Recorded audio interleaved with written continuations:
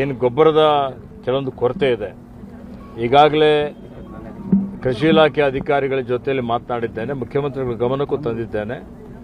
ಬೇರೆ ಬೇರೆ ಗೊಬ್ಬರ ಇದ್ರೂ ಕಾಂಪ್ಲೆಕ್ಸ್ ಇದೆ, ಆದರೆ DAP ಮಾತ್ರ ಕೊರತೆ ಇದೆ. DAP ಮತ್ತು ಗೊಬ್ಬರ ಏನಿದೆ ಇದು ಕೇಂದ್ರ ಸರ್ಕಾರದ ಜವಾಬ್ದಾರಿ ಇದೆ, ಅವ್ರದ್ದು ರಾಜ್ಯಗಳಿಗೆ ವಿತರಣೆ ಮಾಡಬೇಕು.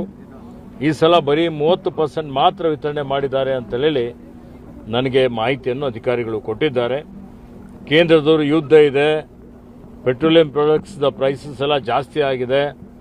ಇವತ್ತು ಗೊಬ್ಬರ ಉತ್ಪಾದನೆ ಮಾಡಲಿಕ್ಕೆ ಏನು ರಾ ಮಟೀರಿಯಲ್ ಬೇಕು, ಕಚ್ಚಾ ವಸ್ತು, ಅದು ಬಹಳಷ್ಟು ಆಮದು ಮಾಡಿಕೊಳ್ಬೇಕಾಗ್ತದೆ.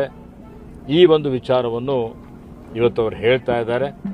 ಆದರೂ ರಾಜ್ಯ ಸರ್ಕಾರದ ವತಿಯಿಂದ ಪ್ರಯತ್ನ ಮಾಡ್ತಾ ಇದ್ದೇವೆ.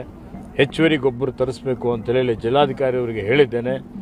ಎಲ್ಲಾದರೂ ಬಫರ್ ಸ್ಟಾಕ್ ಇದ್ದರೆ ಅದನ್ನು ಬೀದರ್ ಜಿಲ್ಲೆಗೆ ತರಿಸಿ ಗೊಬ್ಬರ ಪೂರೈಕೆ ಮಾಡುವಂಥ ಒಂದು ಪ್ರಯತ್ನವನ್ನು ನಾವು ಮಾಡ್ತಾ ಇದ್ದೇವೆ.